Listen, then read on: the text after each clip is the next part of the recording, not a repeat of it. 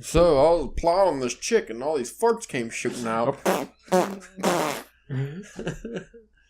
was wonderful. What a great reading experience. I feel like they should let kids read that in school. Yeah. I know it's definitely very crass and kids shouldn't read that. But if you're in 8th grade and your teacher wants to get you interested in reading and they brought, especially literary fiction, and they brought that to your attention, you're going to be like, oh, fuck, yeah, I'm reading. And this is a famous guy. Yeah, James Joyce, Love Letters, the first fart fiction.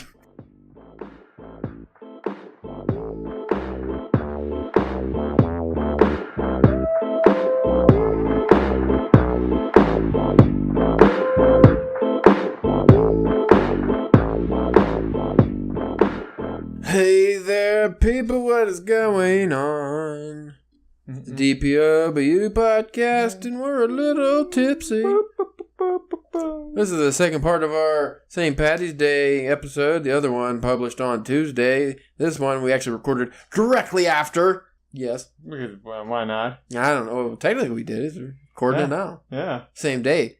So while we're recording it, we're like, oh yeah. It's in sequential order. I don't know what I'm fucking talking about. Drunk off of love, life, and James Joyce fuck fiction. I want to read the rest of those so bad because I didn't read them all before. I don't even know why because that one's in the middle. I remember just hearing about he had love letters and they were raunchy, and I was like, well, that sounds like something I'll look at. And I just happened to glance over and I was scrolling through, and then I read that one. I was like, whoa, wait a minute. That's something I want to read in a public setting, and as I'm losing it, and there's in a Starbucks. Yeah, somebody's like, "What's making you not?" And just read it. But they can't say you're not fucking high society or high cultured because, oh, you're so lowbrow. They can't because it's James Joyce. Yeah, that's about as high culture as you're gonna get in literary terms. But today's Drunken episode, we at least have a theme for it. Yeah. Well, the last episode it went long. And we wanted to talk about great Irish writers. Obviously, that goes with St. Paddy's Day. And then the only thing we got to was James Joyce, the only Irish writer that was on the list of drunks that we were reading. And we ended up just reading his embarrassing love letters. So we're going to go through some of those at the end of this episode. But we're going to start out with the biggest drunks in literary... Well, I guess it wouldn't be literary fiction. Just fiction in general. Biggest drunks in literature. This is from ranker.com. A little bit more reputable than that shitty Listverse site we were on. Did I send you this one? I don't think you did, sir. I'm going to send it to you now. If you accidentally get my Harry Potter fanfic where he's a lesbian. That's gross. They're kids. You didn't let me finish. They're adults now. It's when they had the grown-up version of the Rugrats. Oh, that was lame. Well, they were also only teenagers then, but... Semantics. Who gives a shit? Hopefully the dog doesn't destroy our equipment on this one. Or your drink. Or my drink. Well, better not, because this one's sticky and red. I'm drinking a Negroni now. I'm not drinking a fucking whiskey. Alright, I sent it to you. Wait, is your name Lamont? Yes. Okay. Oh, fuck. No, I don't want to do that. How weird would it be if all of a sudden really loud porn started playing on my computer? No, it'd be more, Nothing ruins the porn faster than gross grunting and close-up of face shots. They need to stop bringing the mustache back. Bring the mustache back? In porn. See, but I kind of feel like porn ruined the mustache originally. Yeah, but I mean... Think of before 70s porn. Like we were talking about last episode with all the literary drunks, most of them had glorious mustaches. Yes. And nowadays, the mustache, even if you have a nice-ass mustache... People kind of look at you like, oh, what the fuck, you got a mustache? They laugh at you. Can you name anyone now that's not old that has a mustache that doesn't get made fun of? No. But mustache kind of looks cool. You look at a young Hemingway and he has a mustache. I mean, come on, Edgar Allan Poe or something. You look at these guys with the mustache and you're like, now that is sophisticated. That man has hair on his upper lip and his upper lip only. You got this list up now? Yes, I got it. Can we get to the fucking the shit we're doing? Sure. I don't know any of these but the first one, I think. Right, at least the one I was looking through. Yeah, I didn't read it, but I had to look through it. So this is from ranker.com, the biggest drunks in literature. Number 1, Jack Torrance knows the truth about being on the wagon. It sucks. Yeah, kind of. I don't know, I feel like if he didn't jump off the wagon, he might not try to murder his family and end up frozen in a fucking maze. Yeah. Haunted desolate resorts and recovering alcoholics don't mix well. Agreed. Jack Torrance in Stephen King's The Shining tries to make the best of it, but when your kid has frightening psychic abilities and you're snowed in, well, you might act out too. Now that's just horse hockey. Yeah, that had nothing to do with anything. This person didn't read The Shining. Who wrote? Libby Molyneux. I'm shaming you, Libby Molyneux. You did not read The Shining because you might have watched the movie and that's you watched the movie and that is it. Because what did the kid's fucking psychic shining ability have to do with Jack Torrance going crazy? Nothing. The creepy ghost man did. The other ghosts, all of them. The magical... Yeah, because he had those abilities beforehand. Yes. But he did break the kid's arm, didn't he, before he went to the... Yeah, it was something... He was already a raging drunk. Yeah. It didn't help matters any at all. Then, because if you think about it, too, that Jack Torrance probably also had a bit of the shining as well. Yeah. Because if his son had it, he probably had. Maybe he didn't know. That's why he drank. Yeah, that's probably why he was an alcoholic, is to try to... That's something I would have liked Stephen King to go in more into, like later on. Maybe it did... Dr. Sleep, is that it? Yeah. The sequel, did he go into that at all? Not so... Like, they didn't really touch much with, like, the dad or anything, but, like, he... if I remember correctly, like, he didn't get into, like, the drinking too much, but, like, he, after time, he kind of lost it, or just didn't use it enough to where, like, it's, kind of like a muscle. Like, if you didn't use it, so therefore he didn't, like... You don't use it, you lose it. Yes. Like the old, you have to use your boner or else you lose it, right? Well, was it Jack Torrance that had a hint of The Shining, or couldn't it have been his mother? Because Stephen King likes female psychics. Fair enough, yeah. They also, in this article, which I like, they have a quote about the drinking from the book. So it says, drink to this. This is this Jack Torrance reading this? It doesn't say. And that's when you realize what the wagon really is, Lloyd. It's a church with bars on the windows, a church for women, and a prison for you. That's deep. Yeah, that seems like something Jack Torrance would say. Number 2, Dean Moriarty. How the fuck do you say his name? Too drunk to fucking read that. Moriarty. Moriarty. Dean Moriarty hits the road and the bottle. I like that picture. Yeah, that's freaky. He got a lady on his sleeve. It's like this crazy Picasso-esque drawing. And the moon's like an eye? It gives me like Picasso / Hunter S. Thompson vibes. I like it. Jazz, poetry, drinking, and drugs are all prevalent in Jack Kerouac's On the Road, and no one hits the bottle harder than Dean Moriarty, who was based on real-life Kerouac's bestie, Neil Cassidy. I've been wanting to read On the Road, but the reviews keep turning me off because everyone's like, it's so boring and stupid. But I like Dharma Bums. Jack Kerouac, like, his fiction is like a more extreme version of Hunter S. Thompson's fiction, where it's not really fiction at all. It's just his life, and he kind of changes the names. Because where Hunter S. Thompson, he exaggerated. Yeah. I feel like Jack Kerouac just wrote everything that happened to him and then just changed the names. But drink to this. He drank in a saloon like the ghost of his father. He slopped down wine, beer, and whiskey like water. His face got red and sweaty, and he bellowed and hollered at the bar and staggered across the dance floor where honky-tonkers of the West danced with girls and tried to play the piano. And he threw his arms around ex-cons and shouted with them in an uproar. I like that. But wine, that's beer, crazy. And whiskey is an awful mix. That's crazy. That's like one big long... Oh, no, never mind. I was going to say that's one big sentence, but it's 2 sentences. Yeah, I had a little trouble keeping my breath on that one. All right, number 3. Nick and Nora Charles happily martinied. Now, this is a picture of... Do you know these 2 people?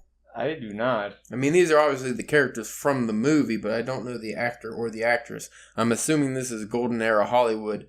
I am familiar with Golden Hollywood era actors, but I can't always picture, like, when I see a picture, I don't necessarily know. No, yeah. From Dashiell Hammett's 1934 novel, The Thin Man, this crime-solving couple drinks buckets of booze while on the job, yet never stagger or run out of rapid-fired quips. That's what I like. A functional alcoholic. Oh, yeah. I mean, when you're drinking buckets of booze, that is fucking perfect. I want to know at the time, like, what time period the novel is supposed to take place in. Because it was written in 1934. I'm assuming maybe the 20s? Which would be Prohibition era. Yeah. But if they are... It doesn't say if they're actually law detectives or something, but It does say crime-solving couple, so if they're solving crimes and they're drunk in the 20s, that means they'd be breaking the law. Drink to this. Nick. How about a drop of something to cut the phlegm? Ooh. Nora. Why don't you stay sober today? Nick. We didn't come to New York to stay sober. That's nice. That's a fair point. The phlegm part's kind of gross, but that's, yeah. I mean, if I went to New York, I'm drinking. When I go to California, I'm fucking drinking. Oh, yeah. Or we're going to do a bunch of edibles. I don't know. Mindy has this idea we're going to do a bunch of edibles. It's like, Mindy, I have drug tests at my job. Like, I can't do edibles. Just like this do shit. it. So if you hear about, like, Caleb James, man in Yosemite plummets off of a fucking cliff, I was on edibles. Just keep that in mind. I didn't jump. Number 4. Henry Chinesky can find any reason to drink. Now, before I go any further, I want to know your process for coming up names, because Henry Chinesky seems like an awful... I mean, it's not an it's like a realistic name, but I don't like names that are hard to pronounce in my fiction. Yeah. I've gone on record about this before. I have a hard time naming anything. People, places... They have name generators you can look up. Titles of, like, you know, names of stories. I'm terrible with all that. When I do come up with one, I'm just like, it's terrible. What I do is I like to come up... It depends what the setting is. If it's like an urban setting, you can get away with like a J or like, you know, just a fucking like a short initial or something. And people are fine with that. Or maybe a nickname. Neil Gaiman does that a lot. Like he has Shadow in American Gods. Like he does a lot of just nickname kind of names. When it comes to like regular names for my fiction, I like to pick like a normal first name, like Bruce or something. And then I'll throw on what I would think is like a Polish last name and just change letters. So like a Kowalski, but it would be like Kulski or like something weird like that. Like just add a Z in there for no reason. Like if it's something you're not going to use, you're going to call him by the first name. But when you introduce him, maybe you have his last name. That's the only time you say it.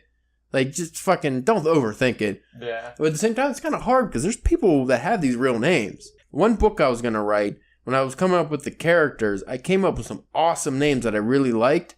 And the boxing story. Some of the names I came up with by getting like famous boxers using their first name and another famous boxer's last name and combining them.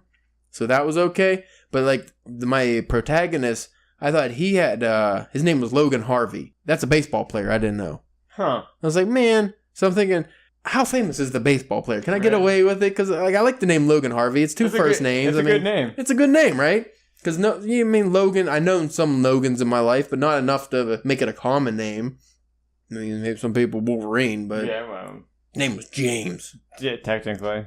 Anyway, number 4, Henry Chinesky can find any reason to drink.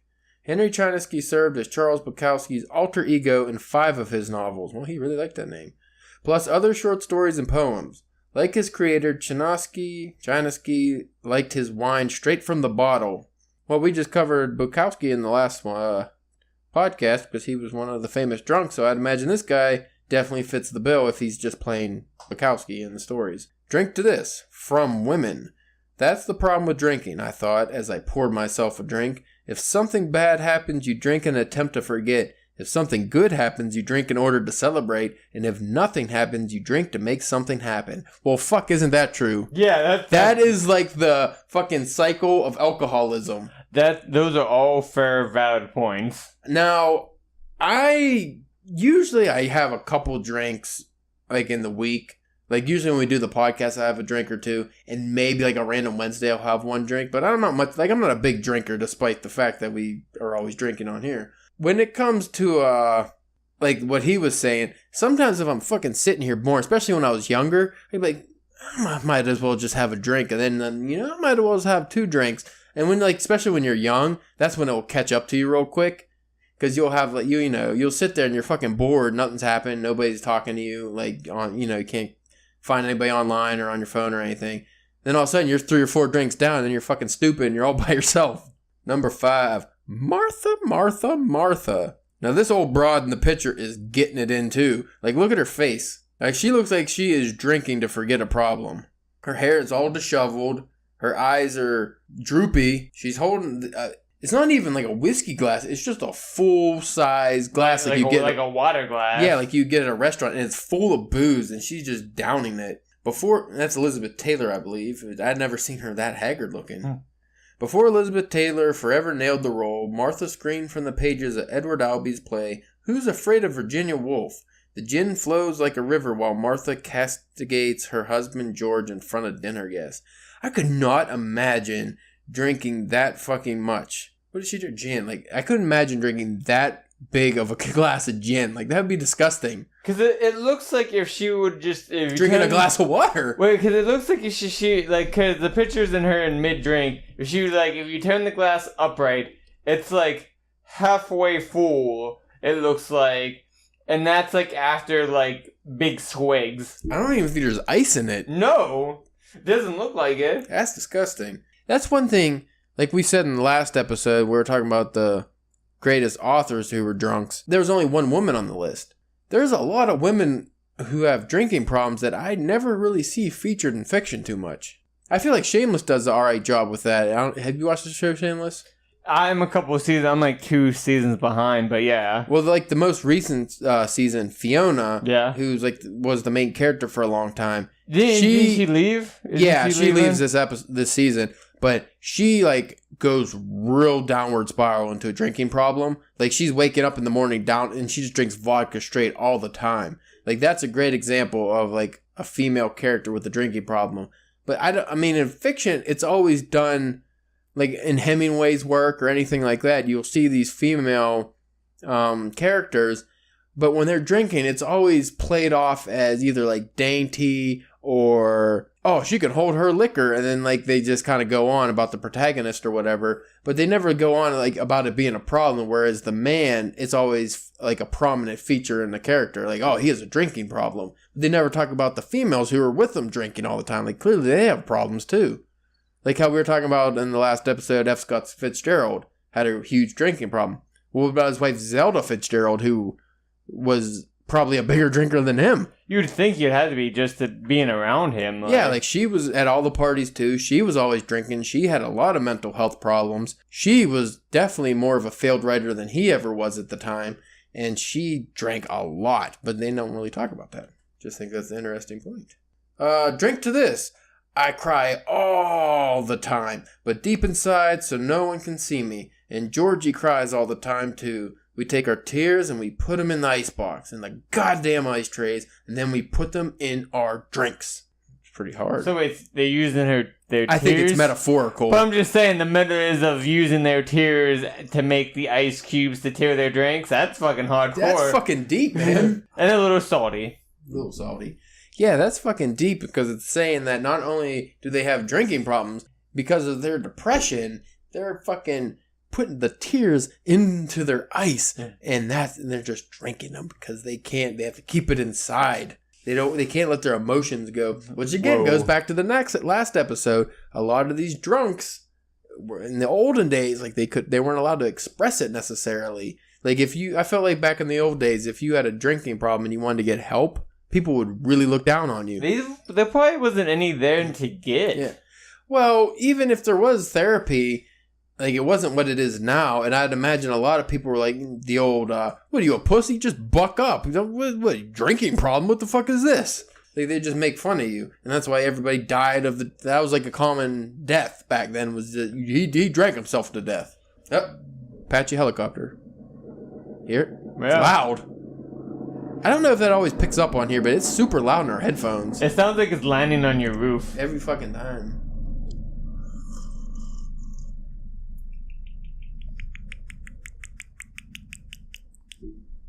I like doing it. Number 6, Jake Barnes, Whining and Dining in Barcelona. This is from The Sun Also Rises. This was a Hemingway story, his first novel, I believe, and it's the first Hemingway novel I read, too. It was alright. It was literally just about people going around Europe, and I think they're going to bullfights or something in Barcelona, and they just drank nonstop. So obviously this guy was a big drunk. He was the protagonist. He was like injured in the war, so he was impotent, and like he has all these different relationships with women, and I guess he can't have sex or something. I don't know, but pretty much it was like what happened to Hemingway. I guess Hemingway got injured in the war. Oh yeah, and he just drank himself stupid. So that's what this guy does. By the time Jake Barnes and his expat pals arrive at Barcelona from Paris, it's very much just the lost generation. Hemingway and his writers' buddies. Anyway, it's a non-stop, wine-soaked party in Ernest Hemingway's The Sun Also Rises. Hemingway, who would match his characters drink for drink, keeps the corks popping. I just want to point that phrase out. Hemingway matched his characters drink for drink. Could you imagine coming up with like a character in one of your stories, and then you're doing everything that fucking character does in real life? It's almost like playing a drinking game with your own writing. Yeah, it's like, you're the writer. Drink every time he says, "How you doing?" And then you just write "How you doing?" in every fucking sentence. How you doing? How you doing? Jesus. Drink to this. This wine is too good for toast drinking, my dear. You don't want to mix emotions up with a wine like that. You lose the taste. See, that is a true alcoholic. That you know certain wines are for certain occasions. Like this wine, you're not toasting with this wine. You're fucking drinking this wine. Number 7. Jim Dixon's hangovers weren't so lucky. Kingsley Amis, father of Martin, was among Britain's original angry young men of literature.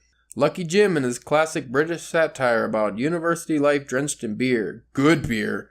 Many scholars believe it has the best prose ever written about a hangover. I'm kind of interested in reading that. Yeah. Drink to this. Jim Dixon was alive again. Consciousness was upon him before he could get out of the way. He lay sprawled, too wicked to move, spewed up like a broken spider crab on the tarry shingle on the morning. His mouth had been used as a latrine by some small creatures of the night, and then as its mausoleum. Oh, fuck. There's dead bodies in his mouth, too. During the night, too, he'd somehow been on a cross-country run and then been expertly beaten up by secret police. He felt bad. Dude, that is like the best hangover example I've ever heard. Like, I wish I could come up with something like that. Like you're fucking, yeah, when you're hungover, you wake up, your mouth tastes like shit. You feel like fucking somebody beat the shit out of you, but no, it had to be secret police that beat you up after a marathon. Your mouth tastes like the inside of your liver from all the alcohol. This article is a ranker, so it just goes on to affinity. So I think we'll cut it off there. Because I want to talk about, since we did the whole St. Patrick's Day weekend, but we need to talk about some positive St. Patty's Day people. Real quick, honorable mentions, James Bond should be up there. He wasn't necessarily like a drunker. Oh, but he like, was, because he drank a lot though. Somebody broke it down by Bond books how much he would actually drink, and he was like a severe alcoholic apparently. I mean, it makes sense. And I also want to point out Tony Stark, Iron Man. Yeah, but that was brought up in the books. Well, I mean, I guess yeah, that goes with it. But he was definitely an alcoholic. Yeah. That was a feature storyline for a while, wasn't it? Yeah, that was the Demon in the Bottle storyline dealt with his alcoholism, and like there was a time where he wasn't even Iron Man. They had because of his drink. Well, he's a regular dude too, no power. Yeah, so like because he was like, you know, like how you get DUI driving your car, like he would get like he was like drunk, fucking riding around in the Iron Man outfit. You can't be drunk Iron Manning. Like you can't be just flying around smashing into houses and shit. I wish somebody could find a way to do a storyline where Hulk gets drunk. Oh. Like, could you imagine if somehow, like, because I know his healing properties and shit, he can't get drunk, but could you imagine just a drunk Hulk? He would just murder everybody. Maybe, because I think he got kind of drunk in that Thor movie. Did he? Times. I can't remember. I don't think he did. Maybe, I don't know. I think you're talking bullshit. I might be. Talking bullcocky. Alright, so this is from the Evening Standard, which is a fucking very long named website, so I'm not going to read their website, but if you go to the Evening Standard, you can find it. It's 17 of the best books by Irish authors. I am not going to go through all 17 of these because we don't have enough time, but I'll go through the top 5 at least. Sounds good. I'm sure I'm not going to be able to pronounce most of these names. I will say I am not very... If you ask me about Japanese literature, Russian literature, I'll tell you anything you want to know. You go to Irish literature, not to sound like a dick, but it's not one that you immediately think like of a culture or a place where strong writers come from. Well, like we were saying before, other than James Joyce, there's not really any prominent Irish writers that have made it over to at least American culture. They're popular over in Europe, but over here, you might not have heard of them. Let's see what we got here. Number 1 is Brooklyn by... here we go. Brooklyn by Colm Toibin. T-O with an accent over it. I-B-I-N. And the I has an accent over it. You know what's weird? I found when I was looking up like the Gaelic language, they have what looks like the same accents over the letters that Spanish does, so I don't know if it's pronounced the same way. Like how Spanish has like the E and it'll have an accent over it. Yeah. Like, look, like the I has an accent over it. That's the same as Spanish. So I don't know if it's the same pronunciation. But I'm going to say Brooklyn by Colm Toibin. Probably yeah, it can't be Toibin. That sounds stupid, but sorry, Colm. Anyway, a beautiful novel set in rural Ireland in the 1950s. And let me just break down this, because I actually looked at the pronunciation of this a while ago. Because while I always pronounced it, the fucking American English word rural is such a stupid word. Like R-U-R-A-L. It's so hard to pronounce. Yeah. Like if you don't think about it, you just say rural. You sound like an idiot. Or you might accidentally say royal. Royal, yeah. Like rural. Like like if you try to break it down, you sound like Scooby-Doo. Rural. Anyway, a beautiful novel set in rural Ireland in 1950s. It centers on Alice Lacey, a young woman who... That's another reason I can't get into Irish work, because the pronunciation of the names. Because like Japanese, I could pronounce the language. Spanish, I could pronounce the language. But like Irish and Russian, like it's kind of hard sometimes. You think Irish too, because it's still like a form of English. Yeah, but it's based off of Gaelic though, which Gaelic is not English at all. It's a. Have you ever heard somebody speak Gaelic? Like Conor McGregor, I remember from one of his, like a couple interviews, they had him speaking it, and he wasn't like great at it, but he could still speak it. It was like fucking nonsense. Like you couldn't understand it. It was like like it's almost kind of like the Gypsy almost, isn't it? What, like the Pikey language? Yeah, but there's no English words in it. Yeah. Uh-oh, somebody came in. We're going to pause. We're just going to go on and read through the loud noises in the kitchen. They're louder. It's all right. We did the professional episode earlier. This is the drunk episode, so... Yeah, you can do it. Yeah, do more of that, though. Turn on the blender. Yeah. I'll too. Well, we'll pause it for that. Well, you should have been done. You can't rush these things. Happy St. Paddy's Day. Happy St. Paddy's Day. You weren't here for the reading of some Irish sex letters that were really entertaining. God. He's gonna have to read some of this to you later, and the moistness that you're gonna have is gonna be ridiculous. It's gonna be out of this world.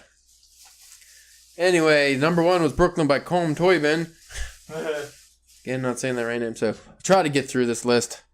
A beautiful novel set in rural Ireland in the 1950s. It centers on Alice Lacey, a young woman, and it's not Ellis, by the way, it's Eilis. I forget how to pronounce that.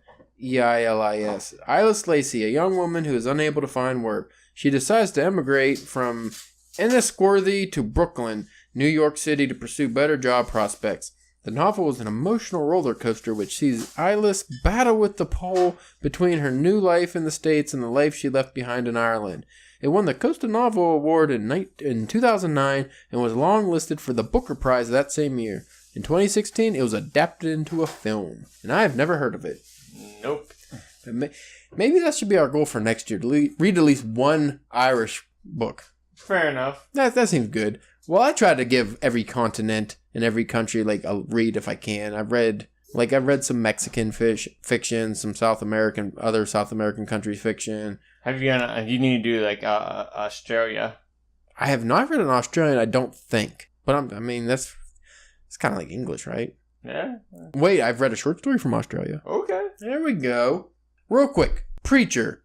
Yes. The Cassidy, the vampire. Yes. What was his real name in that? Because he was Irish, and it was a fucking name I could never pronounce. It wasn't like, not Perseus, it was like... Started with the P, I think, right? I think. But it was like a real Irish name that you just can't say. Yeah, I can't remember. It's been so long since I've read it, and I don't know if they brought it up in the show. I don't remember either. Oh, well, moving on from that. Number 2, Where's Rainbow's End by Cecilia Ahern. Cecilia Ahern's debut novel, P.S. I Love You. I've heard of this. P.S. I Love You was published when the author was just 22 and was an instant bestseller, staying at the top of the Irish bestsellers list for 19 weeks and topping the bestsellers list in the UK, US, Germany, and the Netherlands. In Ahern's follow-up novel, however, that is my personal favorite, whoever the author of this is, Where Rainbow's End centers on lifelong friendship between Alex and Rosie, written in epistolary I don't know how to say that word. Epistolary form, and the novel charts their friendship and star-crossed lovers type romance from early childhood through to middle age. Rosie's world is turned upside down when she becomes unexpectedly pregnant after a one-night stand at 18, and Alex had moved across the other side of the world. The book was since been adapted into a film called Love, Rosie, starring Lily Collins and Sam Claflin. That's not a novel I'm interested in. No. But the one thing that I always thought was funny about, like, the P.S. I Love You is, like, it has Gerard Butler in it, but not really. Not really? Is he only briefly in it, or? Well, because, like, I think he's in the beginning, and, like... But they use him as a selling point? But, like, he dies or something, Ooh. and, like, that P.S. I Love You, I think it's from, like, he has wrote, like, a letter, or, like, a series of letters for her, right, or something, so, like, I think you still, like, you get, like, voiceovers, I think, from her, like, reading the letter and you hear his voice. I don't think I watched that movie, but I heard it was really good if you are into romance fiction and shit. This is already opening my eyes. Maybe we are overlooking some Irish writers, though. We might be. Number 3, Rachel Holiday by Marion Kayes. Hey, that's a normal name. Marion Kayes is one of the best writers of our time. That's a bold statement. Right. And the numbers are there to prove it. That's even a bolder statement, but that would be factual if they are... If that is accurate. Yeah. As of March last year, before her latest novel was published, Marion Kayes had sold an incredible 35 million copies of her 12 previous novels. I guess that does prove it. That is a lot. But though, I mean, well, yeah, I guess even if you divide that between 12 novels, that's still a shit ton of novels. Yeah. Because even like Stephen King, I don't think is selling multiple millions in his books because people just don't buy books like that. Anyway, yet Kayes didn't start writing books until she was 30. There gives us some hope. Yeah, right. And had just been admitted to rehab for alcoholism. That's perfect for this. Yeah, that just keeps on following with the theme. Yeah, admitted to rehab for alcoholism. Way to be our stereotype, Marion. Jesus. Since then, she has become the darling of the Irish literary scene, and her Twitter account is something to behold. It will leave you laughing for hours. I think maybe we should follow this lady on Twitter to see if it is that funny. We'll have to check that out. While all of her books are a treat, Rachel's Holiday stands out. Rachel has lived in New York for the better part. I'm starting to notice a pattern here, too. Why are these Irish authors all moving to New York? Where is she going to go? Do we have to move to New York? Or do we just I hope not. What? That's where the money is. Well, then I'm fucking moving. Well, that's where the money is, but then you have no money when you move there. Well, if she sold 35 million copies of her novels, I'm sure at some point she had some money to buy a place. Anyway, Rachel's lived in New York for the better part of a decade, and after a near-deadly cocktail of alcohol and cocaine, she is taken back to Dublin and put into rehab by her family. What follows is a heartwarming tale in Keith's signature witty and very Irish style. Well, for one, I'm just going to blame the drinking that I am doing. It's not the actual author that moved to New York. Yeah. It is the character, Rachel. But wasn't that the last book we just read was somebody went to New York? I don't remember. The point is, it looks very poignant and wonderfully written, I'm sure. And we're not going to check it out, but we'll say we will. Yeah. I just have too many books. We'll go on the list of the list of the list that I might want to check out at some point. Yeah. Number 4, Conversations with Friends by Sally Rooney. Sally Rooney released her debut. These are a lot of women Irish writers out there. I like that. Sally Rooney released her debut novel, Conversations with Friends, last year at just 26, and from the offset, there was hype around her book. Set among the Dublin elite, Conversations with Friends centers on two best friends on summer holidays who meet an older married couple and how their relationships intertwine.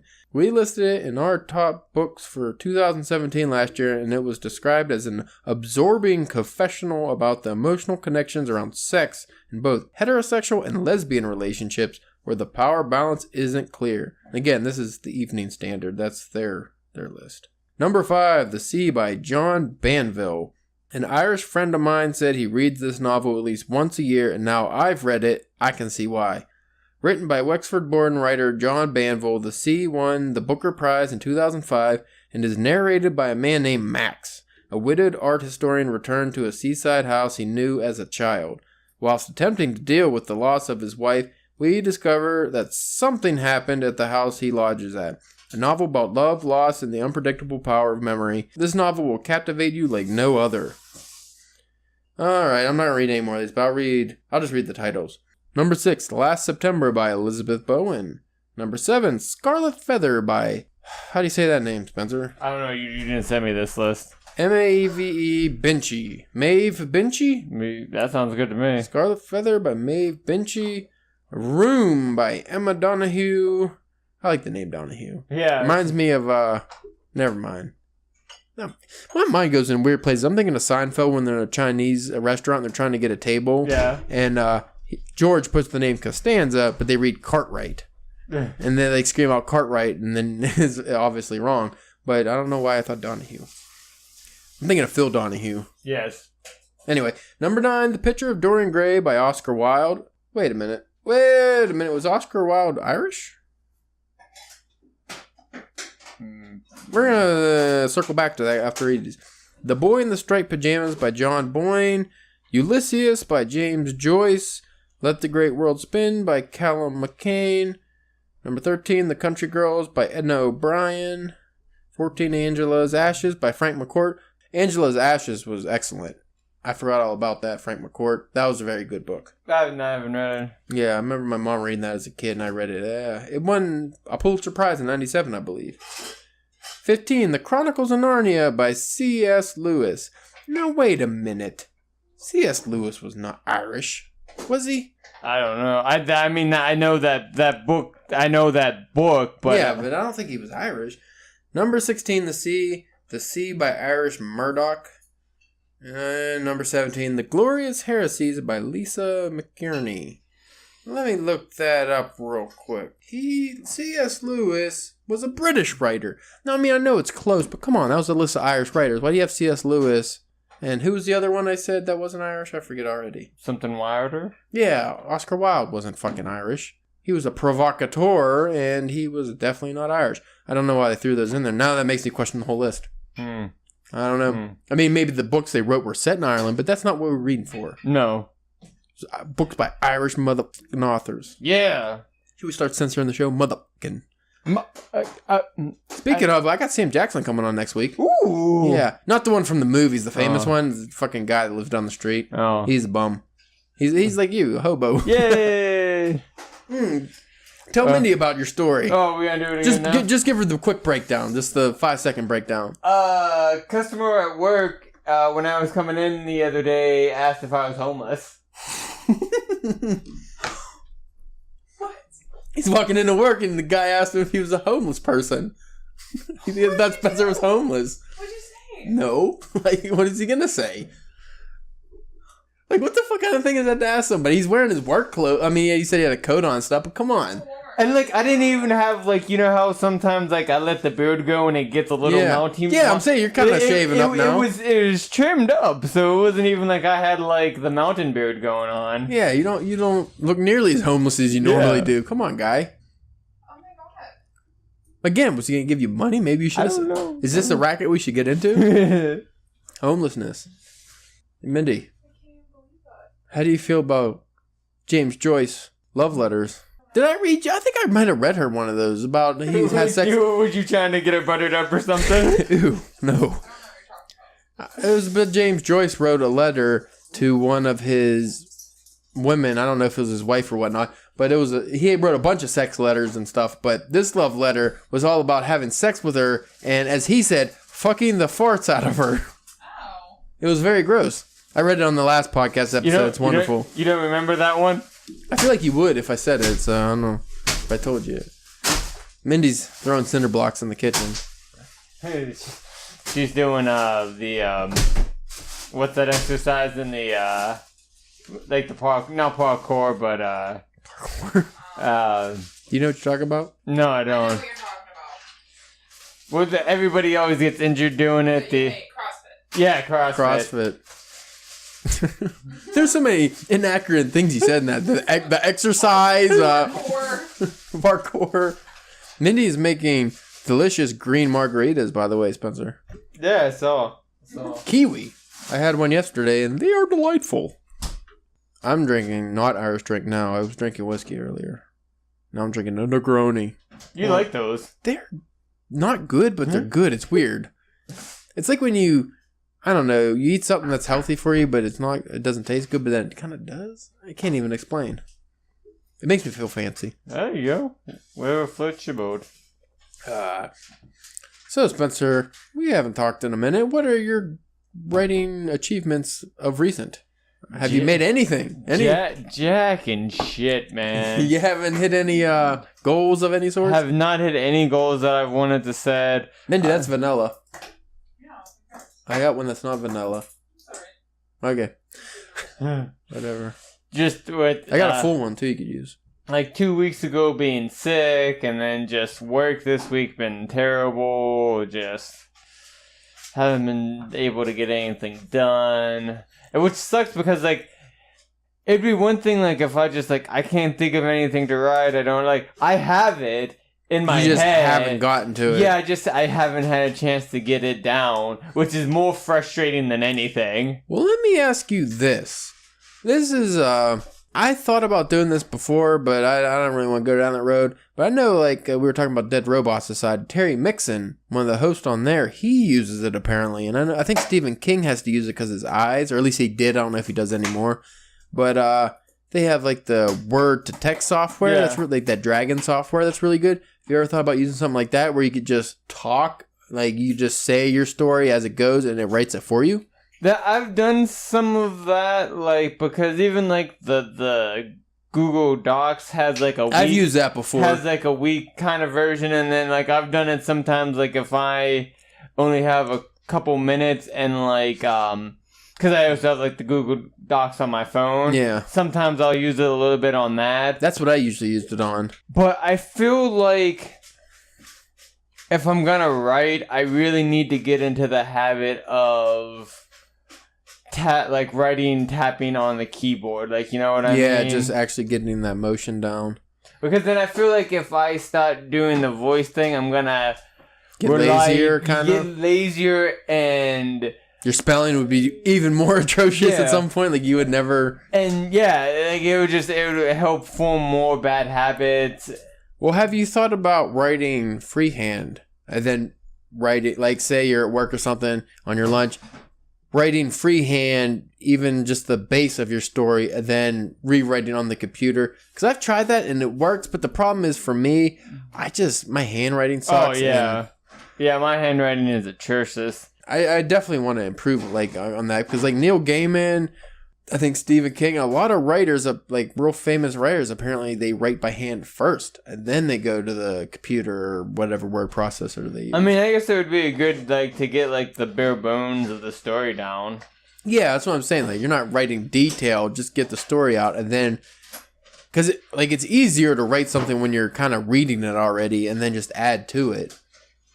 Like, for me... I'm kind of in the same boat as you. I haven't, like that story I wrote that I was editing, I haven't gotten really back to that probably since the last time we had a podcast. Was it last week? Oh, the one that you finished the first draft of, but you haven't got any farther on it. Yeah, hold on, she's blending.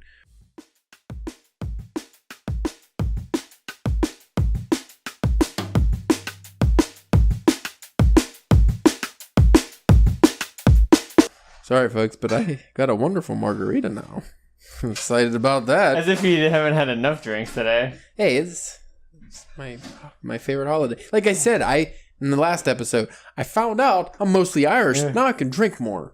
That's a fact. It almost looks like a weird, like mint chip, like slushy kind of thing. That's what it looks like, but it's not. It's kiwi. Kiwi melon. All I'm saying, Spencer, is really good. If you want a little bit, there's some left. I'm alright. Alright. I'm still babying this whiskey. The whiskey. But anyway, as you were saying something about my work? Oh, my first draft. Yeah. Yeah, like the story's finished. All I was doing is rewriting and just, not that I needed to pad it really, just kind of make it a little better, you know? Yeah, there's always tweaks to be made. Yeah. Because I think it's like 12,000 words or something. And I'm probably just going to put this one on the site. And then if we do a short story collection, I think it would be pretty good for that. Yeah. Like, I can't say I didn't do any writing because I wrote for the site a couple stories that I think were pretty good. But those were kind of the things like, oh, we need something for the site. We haven't had a submission recently or anything. So I was like, I'll just do that real quick, knock it out. And usually those are kind of... they're not necessarily well thought out. Like, I just kind of go for them. You know, I have a little spark of an idea. Like, the last one was about 3 guys, they want to mug some guy in a suit, and they catch him, and he's like a demon or something. Like, weird, yeah. Like, it wasn't, like, real in depth or anything, but I definitely have some work down the pike I really wanted to get to, but this fucking editing is holding me back. Because I want to do the DPW collection, which, like, you got once you get that Butcher story done, I think that would be a good entry. We'll get one from one of the other writers on DPW, and then I'll have one, and we'll probably only need a couple more, like, stories, because all our stories are pretty long. Yeah. So once we do that, that'll be good. And I have a short idea for a short story collection. Just do it real quick. Just fucking cut it. It's loud as fuck. Just cut it. You cut it harder. Cut it. You want a hammer? Yeah. Jackhammer? Faster. Oh. Faster. Try it. I hear you have 2 different pizzas. She got cheese pizza, so you could have some. You got some. Whatever. Honestly, that looks like too healthy to be pizza. Yeah.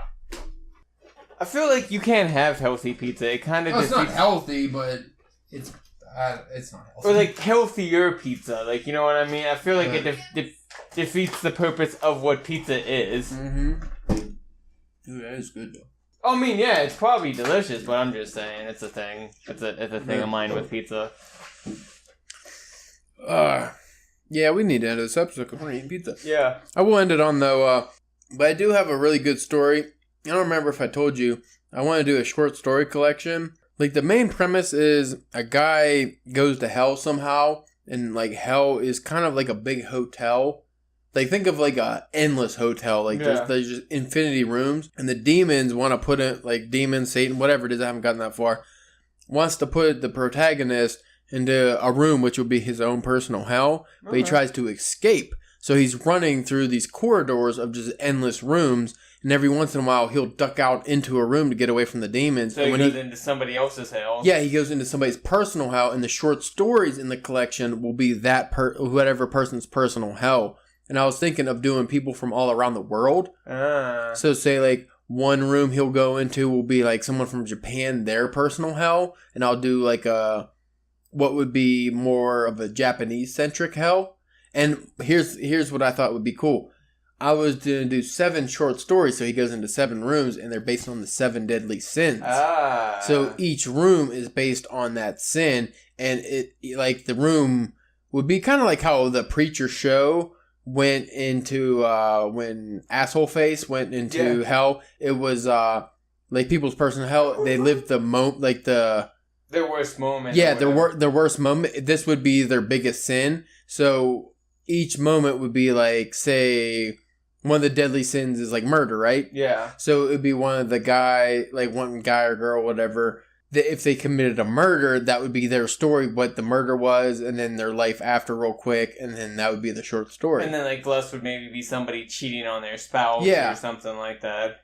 Yeah, and I would do that for each sin, like sloth, like it'd be maybe like a real fat guy or something, kind of like the movie Seven. But I thought that'd be kind of, because I'd never heard of a story that kind of went down that route. Yeah. So I think that'd be cool. And then it would have an overlying story. So like I said, the protagonist, it would be his personal hell. So maybe he would be the 7th story or something. So is you like, did you say you were going to do it for like the website or something? No, this would be one I would actually put out. So it'd be like your own personal like short story collection. Yeah, because as much as I want to write a novel, I feel like a short story collection would be better because I've read a lot of, well, not read, but I've seen a lot of different websites and magazines that they have contests for short story collections.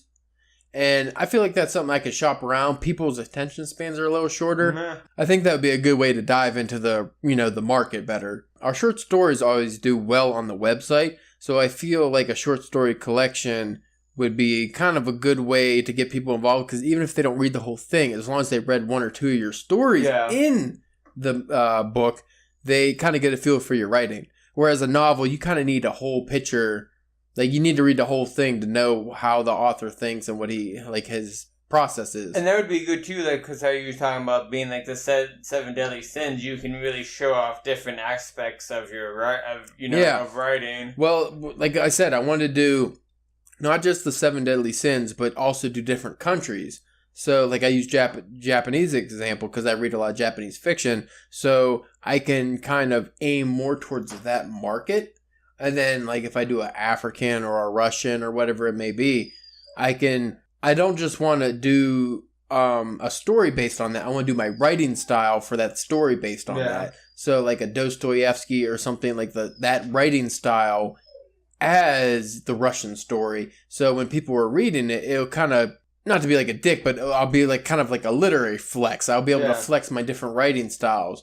Maybe I'll even do like a H.P. Lovecraft kind of throwback story, like that kind of writing style. Like, I would love to be able to express different writing styles in one collection. Yeah. Like, I think that'd be really fun. And I think people would really enjoy it. So that's kind of like what I have down the pike, but I have to edit the short story I'm doing now. I have an essay I want to edit. I started it, and the problem is, like, that was more of a personal essay. So when I wrote it, it was easy, but to edit it, it's like, I don't know, it's just kind of hard. Because it's not like one of those things, like a fiction story where you can kind of rewrite. Yeah. It's just something you would have to make a little better. Why is he crying? I say maybe Mindy's punching him or something. What other story, like, what do you have down the pike besides just your butcher story? Do you have any thoughts of different things you want to do? Because I know you wanted to do the DPW collection, but did you have anything else? Well, there's the butcher story I want to finish. There's the disgruntled employee who works at a huge chain retail store that gets robbed and is kind of does a diehard / not necessarily trying to save people, but like a diehard kind of situation of taking out the bad guys, which I'm like a couple hundred words and I kind of stalled out on that. So like that's been on the back burner. I wanted to get to after I got done with the butcher story. There was a story I was working on where a guy is where he's looking for a car for that first car for his son. He goes to like a police auction to get a cheap car, and it turns out to be this convict who's like either escaped or recently got out of jail and wants it, but loses it to that guy, so he has to like torture that family to try to get it back. Yeah, you remember you saying that before. That might be good for the short story collection. That's what I was thinking. That was for the original collection, wasn't it? I can't remember. Yeah, but that would be good. You could do kind of like were you going to go like a haunted car route or just... just the guy tortures? At first, I was thinking about it, but then I was going to try to go more... I figured it'd probably be better with more kind of like a psychological thriller kind of where like the guy's like trying to break into their house or like is following them for like a couple days throughout like, the town or with like grocery shopping or, like that kind of slow, stocky kind of building up tension kind of. Well, here's a question for you, Spencer. Have you thought about writing a novel anytime soon? Because I know you do, you've done a lot of short stories now, and like for both of us, we kind of been, like we wanted to build our skills to the point where if we were to write a novel, it would be solid. Like we don't want to be that person who writes the first time novel and it's not that good. Like we wanted to really have the solid skills before we got to it. So what would your... I think a novel is something that I want to do, but I'm finding, I don't know if it's the right story to make that long, because like the longest thing that I've ever written probably still is that Daily Rounds, which is like 10, 11, 12,000 words, something like that. So it's not that long, because to at least be a novel, I'd imagine you need somewhere between like, well, novels typically like 80,000 words. Yeah, so I have never really even wrote in anything that has like chapters, really, like, you know what I mean? Are you alright over there? I thought she was doing the suck it at first. I'm ready for this to be done. We need music. Alright, we're going to end it here in a minute. I think what would be a good idea for you is, even, while you're doing other projects, maybe just do a quick outline of a story for a novel. And like what I did for the one novel I was going to write was just write out the synopsis of each chapter. Yeah. So you would have technically the whole book, but you didn't actually write it. So, like, say you want a 10-chapter book, you just write the synopsis for each chapter. You alright over there? Just opening the bag of chips as loudly as possible? It's not that loud. It's so loud. It's so loud Though. It sounds like you're fucking that bag of chips. It sounds like you're riding the face of that bag of chips. Those Doritos are getting it. It sounds like you're jealous. Man, a little bit. Yeah. I like your green. I was going to wear my green hoodie, but I didn't want to get slop all over it. Yeah, it's like fucking Irish. Well, my hoodie is a little more expensive Is than that yours. why you got the red hair? I'm more Irish than you. You're barely Irish. What were you? What the fuck was your DNA results? I forget. You don't even remember. Well, technically she'd be more Irish when you're in her, so. What's the last name? Hanacha! Oh! Oh! For those who aren't watching, because we don't have video, we were doing the Andrew Dice Clay shitty hand over the fuck. I can't even describe it. Hand over the head cigarette smoke.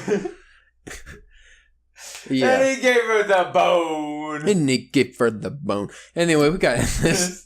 So yeah, we're gonna both write books and we're gonna be millionaires. That's what's gonna happen. Yeah, please buy them. But our St. Patrick's Day party needs to get underway. We've been trying to be professional, but it ain't happening. So it's probably Thursday when you folks are listening to this, or Friday actually. What did I say? I keep saying Thursday. It's Friday. I post these right for the DBS. I wasn't sure. It doesn't matter.